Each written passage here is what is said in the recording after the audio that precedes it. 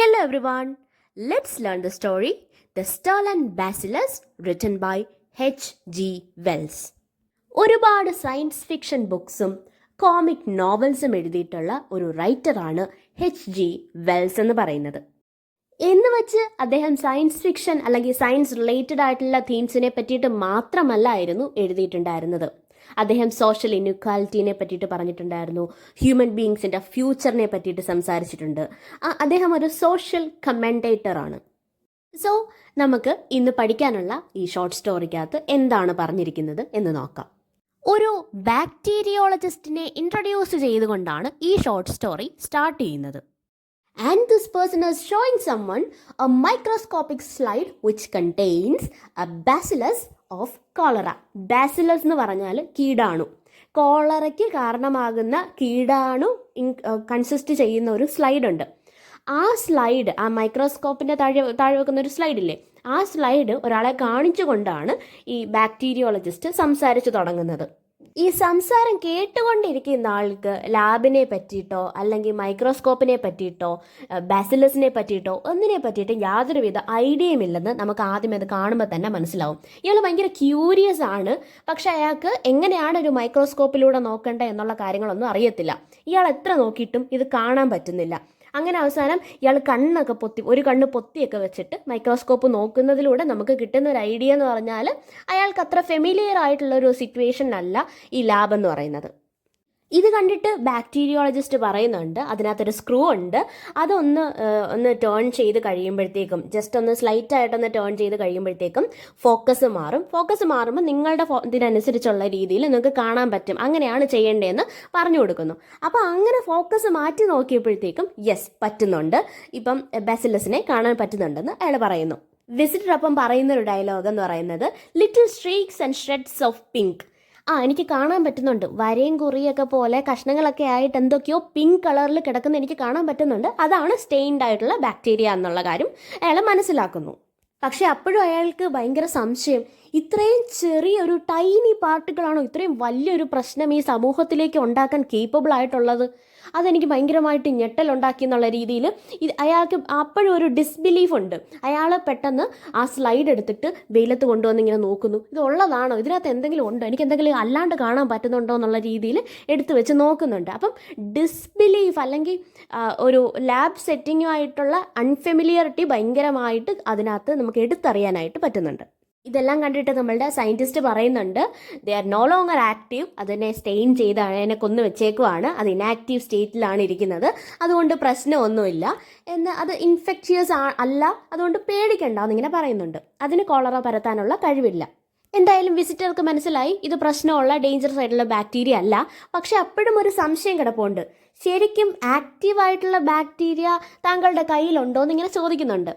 വളരെ സിമ്പിളായിട്ടുള്ള ഇതിനെ പറ്റിയിട്ട് ഒരു ഐഡിയയും ഇല്ലാത്തൊരു മനുഷ്യനെന്നുള്ള രീതിയിലാണ് അയാളെ നമുക്ക് മുന്നിൽ പ്രസൻറ്റ് ചെയ്തത്. എങ്കിൽ പോലും പിന്നീട് ഒരു സമയമാകുമ്പോഴത്തേക്കും പറയുന്നുണ്ട് അനാർക്കിസ്റ്റ് ആണ് അയാൾ. അനാർക്കിസ്റ്റ് എന്ന് പറയുന്നത് അരാജകവാദി, വിപ്ലവകാരി എന്നൊക്കെ പറയും. അപ്പം അനാർക്കിസ്റ്റുകളുടെ കൂട്ടത്തിലുള്ള അല്ലെങ്കിൽ ആ ഐഡിയോളജിയിൽ വിശ്വസിക്കുന്ന ഒരാളാണ്. അപ്പോൾ അയാളുടെ ഇൻറ്റൻഷൻസ് അത്രയ്ക്ക് അങ്ങോട്ട് ശരിയല്ല എന്നൊരു ഹിൻറ്റ് റീഡേഴ്സിലേക്ക് നമ്മളുടെ റൈറ്റർ ഇട്ട് തരുന്നുണ്ട്. അപ്പോൾ അയാൾ ചോദിക്കുവാണ്, ജീവനില്ലാത്തത് മാത്രമേ ഉള്ളൂ, ജീവനുള്ളതൊന്നും കൈ വെച്ചിട്ടില്ലേ എന്ന് ചോദിക്കുന്നു. ക്വസ്റ്റ്യൻ കേട്ട് കഴിഞ്ഞപ്പം ഒരാളെ ക്യൂരിയോസിറ്റി കൊണ്ട് ചോദിക്കുന്നതല്ലേ, സയൻറ്റിഫിക് നോളജ് ഗെയിൻ ചെയ്യാൻ വേണ്ടിയിട്ടുള്ളൊരു ചോദ്യമാണെന്ന് വെച്ചിട്ട് നമ്മളുടെ സയൻറ്റിസ്റ്റ് അങ്ങോട്ട് പറഞ്ഞു കൊടുക്കുന്നുണ്ട്, യെസ് ഞങ്ങൾ സൂക്ഷിക്കാറുണ്ട്, പക്ഷേ ബാക്ടീരിയയെ പറ്റിയിട്ട് പഠിക്കാൻ വേണ്ടിയിട്ട് ലൈവായിട്ടുള്ള ബാക്ടീരിയയെ ഞങ്ങൾ ആക്റ്റീവായിട്ടുള്ള ലൈവായിട്ടുള്ള ബാക്ടീരിയ ഞങ്ങൾ സൂക്ഷിച്ച് വെക്കാറുണ്ട് എന്ന് പറഞ്ഞിട്ട് ഒരു ബോട്ടിൽ കാണിച്ചു കൊടുക്കുന്നു. അതിനകത്തുള്ളത് ലൈവായിട്ടുള്ള ആക്റ്റീവായിട്ടുള്ള ബാക്ടീരിയയാണെന്ന് പറയുന്നു. ആ ബോട്ടിൽ കണ്ട ശേഷം നമ്മളുടെ വിസിറ്ററിൻ്റെ മൈൻഡിൽ ഭയങ്കര ഒരു സാറ്റിസ്ഫാക്ഷൻ വന്നു, അയാളുടെ മുഖത്തൊരു പ്രസാദമൊക്കെ വന്നു. ഈ ലൈവായിട്ടുള്ള ബാക്ടീരിയയെ കാണുമ്പം, കോളറ കോസ് ചെയ്യുന്ന ബാക്ടീരിയയെ കാണുമ്പം എന്തുകൊണ്ടായിരിക്കും ഇയാൾക്ക് ഇത്രയ്ക്ക് അങ്ങ് സന്തോഷമെന്ന് നമ്മൾ റീഡറായിട്ടുള്ള നമ്മളുടെ മൈൻഡിൽ ഇങ്ങനെ വരും. എന്തോ പ്രശ്നം ഉണ്ടല്ലോ, something is wrong with this guy എന്നുള്ള കാര്യം റീഡറിൻ്റെ മൈൻഡിൽ പെട്ടെന്ന് തന്നെ വരും. പക്ഷേ അപ്പോഴും നമ്മളുടെ സയൻറ്റിസ്റ്റിൻ്റെ മൈൻഡിൽ വന്നിട്ടേയില്ല. ഔട്ട് ഓഫ് ക്യൂരിയോസിറ്റി ഇയാൾ ചോദിക്കുന്നതാണെന്ന് വിചാരിച്ച് ഇയാൾ ചോദിക്കുന്നതിനെല്ലാം ഉത്തരം പറഞ്ഞുകൊണ്ടേയിരിക്കുവാണ് നമ്മളുടെ സയൻറ്റിസ്റ്റ്. കുറച്ചു നേരം കഴിഞ്ഞിട്ടാണെങ്കിലും റീഡേഴ്സിന് തോന്നിയ അതേ ക്വസ്റ്റ്യൻ നമ്മുടെ സയൻറ്റിസ്റ്റിനും തോന്നി. അതിനുശേഷം അയാളിങ്ങനെ ആലോചിക്കുകയാണ്, ഈ വിസിറ്ററിന് എന്തോ പന്തികേടുണ്ടല്ലോ, എങ്ങനെയാണ് ആക്ച്വലി ഈ വിസിറ്റർ ഈ ലാബിലേക്ക് എത്തിയത് എങ്ങനെയാണെന്ന് വെച്ചാൽ, ആ സയൻറ്റിസ്റ്റിൻ്റെ ഒരു ഫ്രണ്ട്, ഒരു ഓൾഡ് ഫ്രണ്ട് അദ്ദേഹത്തിന് ഒരു ലെറ്റർ എഴുതിയിട്ടുണ്ടായിരുന്നു. ഈ ലെറ്ററിനകത്താണ് ഈ വിസിറ്ററായിട്ട് വരുന്ന അദ്ദേഹത്തിൻ്റെ ഫ്രണ്ടിനെ പറ്റിയിട്ട് പറഞ്ഞിരുന്നത്. അപ്പോൾ അയാൾ വന്ന് വിസിറ്റ് ചെയ്യുകയും കുറച്ച് ക്യൂരിയസ് ആയിട്ടുള്ള കുറച്ച് ക്വസ്റ്റ്യൻസ് ഒക്കെ ചോദിക്കുകയും ചെയ്യുന്നതൊക്കെ കണ്ടിട്ട് ഇങ്ങനെ റിപ്ലൈ ചെയ്ത് പോവുകയാണ് ചെയ്യുന്നത്.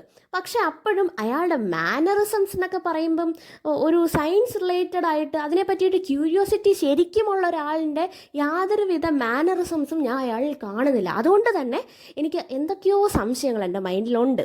വിസിറ്ററിനെ പറ്റിയിട്ടുള്ള ഒരു ഡിസ്ക്രിപ്ഷനും അവിടെ കൊടുക്കുന്നുണ്ട്.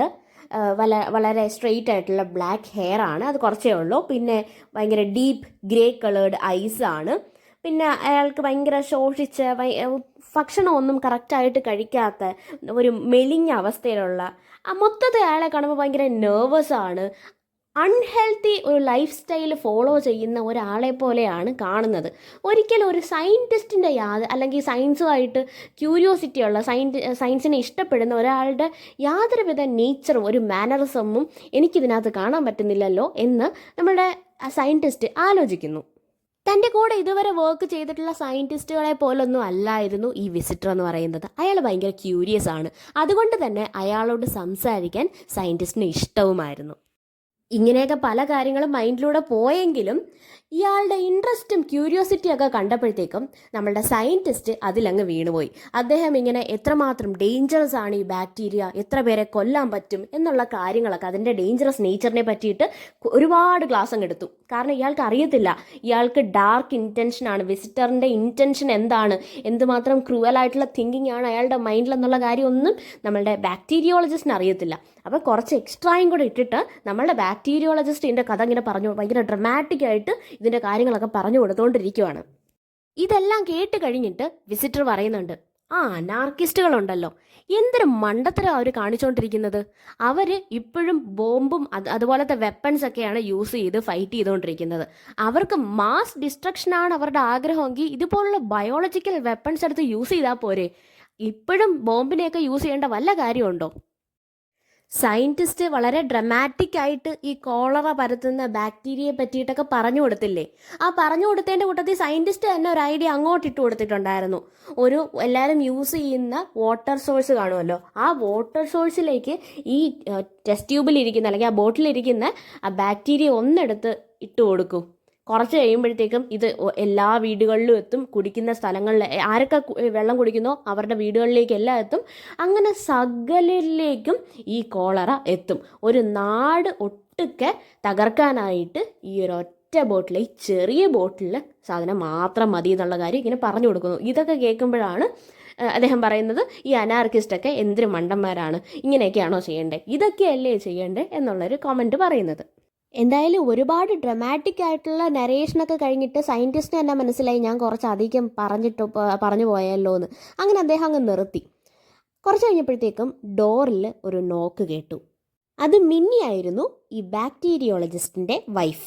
അവർ അദ്ദേഹത്തിനോട് എന്തോ കാര്യം പറയാനായിട്ട് വന്നയാ. സംസാരമൊക്കെ കഴിഞ്ഞിട്ട് ഇയാൾ തിരികെ ലാബിലേക്ക് ചെന്നപ്പോഴത്തേക്കും നമ്മളുടെ വിസിറ്റർ പറയുന്നു, അയ്യോ ഞാൻ വാച്ച് നോക്കിയിട്ട് പറഞ്ഞു, അയ്യോ ഞാൻ കുറച്ചധികം നേരം ഇവിടെ നിന്നു, എനിക്ക് പെട്ടെന്ന് പോയിട്ടൊരു ആവശ്യമുണ്ട് എന്നൊക്കെ പറഞ്ഞിട്ട്, എന്താണ് അതുകൊണ്ടുള്ള ഉദ്ദേശം? അയാൾ വന്നതെന്തോ ആ കാര്യം ഓൾറെഡി സാധിച്ചു കഴിഞ്ഞു, ഇനി അവിടെ സ്റ്റേ ചെയ്യേണ്ട കാര്യമില്ല. പക്ഷേ എടുപിടിന്ന് പോയി കഴിഞ്ഞാൽ ഈ സയൻറ്റിസ്റ്റിന് സംശയവും വരും. അതുകൊണ്ട് ഞാൻ എന്തായാലും ഇത്രയും കാര്യങ്ങളൊക്കെ പറഞ്ഞു തന്നേലേ, താങ്ക്സ് എന്നൊക്കെ പറഞ്ഞിട്ട് അയാൾ പതുക്കെ അങ്ങ് ഇറങ്ങിപ്പോയി. വിസിറ്ററിനെ അങ്ങനെ യാത്രയാക്കിയതിന് ശേഷം സയൻറ്റിസ്റ്റ് ഇരുന്ന് ആലോചിക്കുക, എന്തൊരു ഡിഫറെൻ്റ് ആയിട്ടുള്ളൊരു മനുഷ്യനാണ് ഇപ്പം വന്നിട്ട് പോയത്. ഓഫ് കോഴ്സ് അയാൾ ലാറ്റിൻ അല്ല, ട്യൂട്ടോണിക്കും അല്ല. ട്യൂട്ടോണിക് എന്ന് പറയുന്നത് ജർമ്മൻ ഒറിജിൻ, ട്യൂട്ടോണിക്കും അല്ല. എന്തായാലും വളരെ മോർബിഡായിട്ടുള്ള ഒരു പ്രൊഡക്റ്റ് തന്നെ അയാൾ. എന്ന് വെച്ചാൽ അയാൾക്ക് എപ്പോഴും ഡിസീസിനെ പറ്റിയിട്ട്, മരണത്തെ പറ്റിയിട്ട്, അങ്ങനെയുള്ള നെഗറ്റീവ് കാര്യങ്ങളെ പറ്റിയിട്ട് മാത്രം അറിഞ്ഞാൽ മതി. അങ്ങനൊരു ചിന്ത മാത്രമുള്ളൊരു മനുഷ്യനാണ്, ഒരു വിയേർഡായിട്ടുള്ളൊരു മനുഷ്യൻ തന്നെയായിരുന്നു എന്ന്. അയാൾക്ക് എപ്പോഴും ഈ ഡേഞ്ചറസ് ആയിട്ടുള്ള ഇപ്പം ബാക്ടീരിയയെ പറ്റിയിട്ടാണ് അറിയേണ്ടത്, കോളറ എങ്ങനെ പകരും, എന്തൊക്കെ പ്രശ്നങ്ങളാണ് അതിൽ നിന്ന് വരുന്നത്, അങ്ങനെ എല്ലാ കാര്യത്തിൻ്റെ നെഗറ്റീവ് മാത്രം അറിയണം. ഈ കാര്യം ഇങ്ങനെ പറഞ്ഞുകൊണ്ടിരുന്ന സമയത്ത് പെട്ടെന്ന് ഇയാൾക്ക് എന്തോ സ്ട്രൈക്ക് ചെയ്ത്. അങ്ങനെ അയാൾ ഓടി തൻ്റെ ലാബിൽ ചെന്നു. അവിടുത്തെ ടേബിളിലെല്ലാം അരിച്ചു പറക്കി. ഇല്ല, എന്തില്ല, ക്ലോസ് ചെയ്ത് സീൽ ചെയ്ത് വെച്ച ആ ബോട്ടിൽ കാണുന്നില്ല. അതിനുള്ളിൽ എന്താണുള്ളത്? ലൈവായിട്ടുള്ള ആക്റ്റീവായിട്ടുള്ള ബാക്ടീരിയ ആയിരുന്നു. കോളറ പരത്താനായിട്ട് കേപ്പബിൾ ആയിട്ടുള്ള ബാക്ടീരിയ. അങ്ങനെ ഇദ്ദേഹം വെപ്രാളപ്പെട്ട് ഭാര്യയായിട്ടുള്ള മിന്നിയെ വിളിക്കുന്നു. മിന്നിയുടെ അടുത്ത് ചോദിക്കുന്നു, ഞാൻ നേരത്തെ നിൻ്റെ അടുത്ത് കാര്യം പറയാൻ വന്ന സമയത്ത് എൻ്റെ കയ്യിൽ വല്ല ട്യൂബ് വല്ലതും ഉണ്ടായിരുന്നോ, ടെസ്റ്റ് ട്യൂബ് വല്ലതും ഉണ്ടായിരുന്നോ, എന്തെങ്കിലും ബോട്ടിൽ ഉണ്ടായിരുന്നോ? അപ്പം മിന്നി കൺഫേം ചെയ്ത് പറയുന്നു, ഇല്ല, നിങ്ങളുടെ കയ്യിൽ അങ്ങനെ ഒന്നുമില്ലായിരുന്നു. അപ്പോഴത്തേക്കും നമ്മളുടെ സയൻറ്റിസ്റ്റ് ഒരു ടേം പറയുന്നുണ്ട്, ബ്ലൂ റൂയിൻ. ബ്ലൂ റൂയിൻ എന്ന് പറഞ്ഞാൽ ഒരു ഡിസാസ്റ്ററിനെ ആൻറ്റിസിപ്പേറ്റ് ചെയ്ത് പറയുന്ന ഒരു സ്ലാങ് ആണ്. അപ്പോൾ ആ സ്ലാങ് യൂസ് ചെയ്തിട്ട് അയാൾ പറയുകയാണ്, പ്രശ്നം വരാൻ പോവുകയാണ് എന്ന് ഇങ്ങനെ പറയുന്നു. ഇത് ഉറപ്പായി കഴിഞ്ഞപ്പോഴത്തേക്കും നമ്മുടെ സയൻറ്റിസ്റ്റ് ഉടനെ വീട്ടിൽ നിന്ന് ഇറങ്ങി ഓടി. സ്ലിപ്പേഴ്സിലാണ്, വീട്ടിൽ എങ്ങനെയാണോ തന്നെ അതുപോലെയാണ് ഇറങ്ങി ഓടിയത്. ഹാറ്റ് പോലും ഇട്ടിട്ടില്ല. ആ ഓട്ടം കണ്ടിട്ട് മിന്നി വിചാരിക്കുന്ന, സയൻസ് എക്സ്പെരിമെൻ്റ് ഒക്കെ ചെയ്ത് ഇയാൾക്ക് ഭ്രാന്തായോ, ഇയാൾ എന്തോ ഇങ്ങനെ ഓടുന്നത്? അങ്ങനെ വിയേർഡായിട്ടുള്ളൊരു ഓട്ടം കണ്ടിട്ട് മിന്നിയും പുറകെ കിടന്ന് ഓടി. അപ്പോൾ എന്തുവാണെന്ന് അറിഞ്ഞുകൂടാ, മൊത്തത്തിലൊരു ഒരു കോമിക്കായിട്ടുള്ളൊരു സീനിൻ്റെ ക്രിയേഷനാണ് ഇവിടെ കാണാൻ പറ്റുന്നത്. ആർക്കും എന്തൊക്കെയാണ് സംഭവിക്കുന്നതെന്ന് അറിയത്തില്ല. മിന്നിക്കാണെങ്കിൽ ഇതിനെ പറ്റിയിട്ട് ഒരു ഐഡിയ ഇല്ല. മിന്നി നോക്കുമ്പം പുറത്ത് വെക്കാനുള്ള ഹാറ്റും വെച്ചിട്ടില്ല, ഇയാൾ ഇറങ്ങി അങ്ങ് ഓടുകയും ചെയ്ത്. മിന്നി നോക്കുമ്പോൾ ഇയാൾ ഷൂസ് ഇട്ടിട്ടില്ല, ഓവർകോട്ടൊന്നും ഇട്ടിട്ടില്ല, ഹാറ്റ് ഇട്ടിട്ടില്ല. ഉടനെ മിന്നി തിരിച്ച് വീട്ടിലേക്ക് കയറിയിട്ട് ഓടിപ്പോയി ഷൂസ്, ഓവർകോട്ട്, അതുപോലെ തന്നെ ഹാറ്റ്, ഈ കാര്യങ്ങളെല്ലാം എടുത്തുകൊണ്ട് അവിടെ നിൽക്കുന്ന ഒരു ക്യാബ് ഉണ്ടായിരുന്നു. ഈ ക്യാബിനകത്തേക്ക് കയറിയിട്ട് വേഗം പോ എന്ന് പറഞ്ഞു. വെൽവെറ്റീനിട്ട ഹാറ്റ് ഇല്ലാത്ത മനുഷ്യനെ പിന്തുടർന്ന് പോകൂ എന്നാണ് ക്യാബ്മാൻ്റെ അടുത്ത് കൊടുക്കുന്ന ഇൻസ്ട്രക്ഷൻ. ഇത് കേട്ടിട്ട് ഇയാൾ മിന്നിയെ കളിയാക്കുന്നുണ്ട്. ആക്ച്വലി നമ്മളുടെ സയൻറ്റിസ്റ്റ് മറ്റൊരു ക്യാബിനെയാണ് ഓടി ഫോളോ ചെയ്തുകൊണ്ടിരിക്കുന്നത്. ആ ക്യാബിനകത്ത് ഇരിക്കുന്നത് നേരത്തെ വന്നിട്ടുള്ള വിസിറ്റർ ആയിട്ടുള്ള അനാർക്കിസ്റ്റ് ആയിരുന്നു. അനാർക്കിസ്റ്റ് എങ്ങനെയെങ്കിലും രക്ഷപ്പെടാൻ വേണ്ടിയിട്ട് ആ ക്യാബിനകത്ത് കയറി പോവുകയാണ്. അപ്പോൾ അയാൾ ക്യാബ്മാനോട് പറയുന്നുണ്ട്, ഒരു എന്തോ ഇൻസൈൻ ആയിട്ടുള്ള ഒരു വ്യക്തി എന്നെ ഫോളോ ചെയ്യുന്നുണ്ട്, വേഗം വിടുന്ന് ഇൻസ്ട്രക്ഷൻ കൊടുക്കുന്നുണ്ട്. അതിനനുസരിച്ച് നമ്മളുടെ സയൻറ്റിസ്റ്റ് അതിന് പുറകെ ഓടുന്നുണ്ട്. അതിന് പുറകെയായിട്ട് മിന്നിയും. ഇതെല്ലാം കൂടെ കണ്ടപ്പോൾ അവിടുത്തെ ആൾക്കാർ വിചാരിക്കുന്നത്, എന്താ ക്യാബ് വെച്ചിട്ട് റേസിങ് വല്ലതും നടക്കുവാണോ എന്നൊക്കെ പറഞ്ഞിട്ട് അങ്ങനെ മൊത്തത്തിൽ ഒരു കോമിക് അറ്റ്മോസ്ഫിയർ ആണ് അവിടെ ഉണ്ടായിരിക്കുന്നത്. പിന്നീട് അവിടെ നിന്ന് ആൾക്കാർ വണ്ടിക്കുള്ളിലിരിക്കുന്ന മിന്നിയെ കാണുന്നു. മിന്നിയെ കണ്ടപ്പോഴത്തേക്കും ആൾക്കാർ വിചാരിക്കുന്നു, ഒരു പെണ്ണ് ആണിൻ്റെ പുറകെ പോകുന്നോ, ആണിനെ ചേസ് ചെയ്തൊരു പെണ്ണ് പോകുന്നോ, തിരിച്ചല്ലായിരുന്നോ എന്നൊക്കെ ആലോചിച്ച് അവിടെ മൊത്തത്തിൽ കൂട്ടശ്ശേരി സംഭവങ്ങളൊക്കെയാണ് അവിടെ നടന്നുകൊണ്ടിരിക്കുന്നത്. ക്യാബിനുള്ളിലിരുന്ന് അനാർക്കിസ്റ്റ് ഇങ്ങനെ ആലോചിക്കുവാണ്, വേറെ ആരുടെയും കയ്യിൽ കിട്ടാത്ത ഡേഞ്ചറസ് ഡെഡ്ലി വെപ്പണാണ് ഇപ്പോൾ എൻ്റെ കയ്യിൽ കിട്ടിയിരിക്കുന്നത്. എനിക്ക് ഈ സൊസൈറ്റിയോട് മൊത്തത്തിൽ റിവെഞ്ച് ചെയ്യാനായിട്ടുള്ള ടൈം ആയിരിക്കുന്നു എന്നൊക്കെ പറഞ്ഞിട്ട് ഈ ക്യാബ്മാന് പൈസ എക്സ്ട്രാ കൊടുക്കുന്നുണ്ട്. ഒരു ഭ്രാന്തൻ എൻ്റെ പുറകെ ഓടുന്നുണ്ട്, അയാൾ ഒരു കാരണവശാലും എൻ്റെ അടുത്തേക്ക് എത്തരുത്, ഏറ്റവും സ്പീഡിൽ പോകാൻ പറ്റുന്നെങ്കിൽ പൊക്കും. ഇങ്ങനെയൊക്കെ പറഞ്ഞെങ്കിലും അയാളുടെ കയ്യിൽ നിന്ന് പെട്ടെന്ന് ഈ ട്യൂബ് തട്ടിയിട്ടത് അങ്ങ് പൊട്ടിപ്പോയി. അതുവരെ റിവെഞ്ച് എടുക്കാൻ പോകുന്നു എന്നുള്ളതിൻ്റെ വളരെ സന്തോഷത്തിലിരുന്ന വിസിറ്ററിന് മൊത്തത്തിൽ ഒരു ഡിസാസ്ട്രസ് മൊമെൻറ്റ് തന്നെയായിരുന്നു. അപ്പോൾ എന്തായാലും അയാൾ വിചാരിച്ച്, എന്തായാലും ഞാൻ ഇൻഫെക്റ്റഡ് ആവാൻ പോകുന്നു, ഇനിയിപ്പം എൻ്റെ ഇൻഫെക്ഷൻ്റെ ഇൻറ്റൻസിറ്റി കൂട്ടി ഞാൻ ബാക്കിയുള്ളവരിലേക്കും കൂടെ ഇത് എത്തിക്കാനായിട്ട് ഞാൻ അതിനകത്തുള്ള റിമൈനിങ് ആയിട്ട് ഇരുന്ന ഡ്രോപ്പും കൂടെ ഞാനങ്ങ് കുടിച്ചു കളയാമെന്ന് പറഞ്ഞിട്ട് ആ ബോട്ടിലിനകത്ത് എന്തൊക്കെയുണ്ടോ അത് അയാളങ്ങ് കൺസ്യൂം ചെയ്തു. എന്നിട്ട് ഈ ക്യാബിന് പുറത്തിറങ്ങിയിട്ട് പറഞ്ഞു, ഞാൻ ആ ഡെഡ്ലി ആയിട്ടുള്ള ബാക്ടീരിയ ഇപ്പോൾ എൻ്റെ ഉള്ളിലുണ്ട്, ഞാൻ ഈ നാട് മൊത്തം ഇവിടെ ഉള്ള എല്ലാവർക്കും അത് എത്തിക്കും, ആ കോളറയുടെ ബാക്ടീരിയ എല്ലാവരിലേക്കും എത്തിക്കും, ഞാൻ ഈ നാട് മുടിക്കും എന്നൊക്കെ പറഞ്ഞിട്ട് അയാൾ മാർക്കറ്റിലേക്ക് ഇറങ്ങി നടന്നു തുടങ്ങി. അപ്പോൾ കണ്ണി കാണുന്ന എല്ലാവരെയും ടച്ച് ചെയ്ത് അവരിലേക്കൊക്കെ ഇൻഫെക്റ്റഡ് ആക്കാൻ പറ്റുമല്ലോ, അപ്പം ഈ സൊസൈറ്റി മൊത്തത്തിൽ തൻ്റെ കൂടെ നശിച്ചു പോകുമല്ലോ, അങ്ങനൊരു ബാഡ് ഇൻറ്റൻഷൻ വെച്ചിട്ട് അയാൾ ഇറങ്ങി നടന്നു. പക്ഷെ ഇത്രയൊക്കെ വലിയ വലിയ കാര്യം പറഞ്ഞിട്ടും നമ്മളുടെ സയൻറ്റിസ്റ്റിന് വലിയ കുലുക്കമൊന്നും ഉണ്ടായില്ല. അയാൾ ഭയങ്കര കാമായിട്ട് ഇത് നിന്ന് കേട്ടോണ്ടേയിരുന്നു. അപ്പോഴാണ് നമ്മളുടെ മിന്നി ക്യാബിൽ വന്നിട്ട് ഒരു ഷൂസും ഹാറ്റും കോട്ടും ഒക്കെ ആയിട്ട് എത്തിയത്. ഈ കാമായിട്ടുള്ള സയൻറ്റിസ്റ്റ് തിരികെ വീട്ടിലേക്ക് പോകുന്ന വഴിയിൽ അയാൾ റിവീൽ ചെയ്യുന്നൊരു ഫാക്റ്റ് ഉണ്ട്. ഇപ്പം വിസിറ്റർ വന്നിട്ട് കൊണ്ടുപോയത് കോളറ ഉണ്ടാക്കുന്ന ബാക്ടീരിയ ഒന്നുമല്ല, പകരം മങ്കിയുടെ ബോഡിയിൽ ബ്ലൂ പാച്ചസ് വരുത്തുന്ന ഒരു തരം ബാക്ടീരിയയാണ്. അത് മറ്റൊരാളിലേക്ക് പടരത്തുമില്ല. ആ സാധനമാണ് ഇപ്പോൾ അയാൾ കുടിച്ചിട്ട് പോയേക്കുന്നത്. ഇതിനകത്തുള്ള ഏറ്റവും വലിയ ഐറണി എന്താണെന്ന് വെച്ചാൽ, ഹോൾ ലണ്ടനെ തന്നെ ഡിസ്ട്രോയ് ചെയ്യാനുള്ള കപ്പാസിറ്റി ഉള്ള ഒരു ഐറ്റമാണ് എൻ്റെ കയ്യിലെന്ന് പറഞ്ഞിട്ട് പോയ അതേ അനാർക്കിസ്റ്റാണ് മങ്കിയുടെ ശരീരത്തിൽ വരുന്ന ബ്ലൂ പാച്ചസിനുള്ള ബാക്ടീരിയ ഇപ്പോൾ എടുത്ത് കുടിച്ചത്. അത്രയും ഡെഡ്ലി ആയിട്ടുള്ള ഒരു വില്ലനായിട്ട് പോർട്രേ ചെയ്യേണ്ടിയിരുന്ന ഒരു മനുഷ്യനെയാണ് ഒന്നുമല്ലാണ്ട് അവസാന ക്ലൈമാക്സിലായപ്പോഴത്തേക്കും ആക്കി മാറ്റിയത്. ഈ ബാക്ടീരിയോളജിസ്റ്റിൻ്റെ ഏക കൺസേൺ ഇപ്പോൾ എന്താണെന്ന് വെച്ചാൽ ഈ ഹാംലെസ് ആയിട്ടുള്ള ബാക്ടീരിയയാണ് അയാൾ കൊണ്ടുപോയത്, അയാളത് കൺസ്യൂം ചെയ്യുകയും ചെയ്ത്. ഇനി ഞാൻ വീണ്ടും ആദ്യം തൊട്ടേ ഒരെണ്ണം പ്രിപ്പയർ ചെയ്യേണ്ടി വരുമല്ലോ എന്നാണ്. ഈ കഥയെല്ലാം കൂടെ വായിച്ചിട്ട് റീഡേഴ്സിന് ആദ്യമേ തോന്നിയത് എന്തൊക്കെയോ ബാഡ് ആയിട്ടുള്ള കാര്യങ്ങൾ, വേഴ്സ്റ്റ് ആയിട്ടുള്ള കാര്യങ്ങളായിരിക്കും ലണ്ടനിൽ സംഭവിക്കാൻ പോകുന്നതെന്നാണ്. പക്ഷേ അത് റിസോൾവ് ചെയ്യുന്ന ആ സിറ്റുവേഷൻ വന്നപ്പോഴത്തേക്കും ഏറ്റവും റെഡിക്കുലസ് ആയിട്ടുള്ള വേയിലാണ് അത് കാണിക്കുന്നത്. എന്ന് വെച്ചാൽ വളരെ കോമഡി ആയിട്ടുള്ള രീതിയിലാണ് നമ്മളെ അത് കാണിക്കുന്നത്. ഒന്നും പറ്റിയില്ല, വളരെ സീരിയസ് ആയിട്ടുള്ള ഒന്നും തന്നെ അവിടെ നടന്നിട്ടില്ല. അതാണ് ഇവിടുത്തെ ഏറ്റവും വലിയ ഐറണി.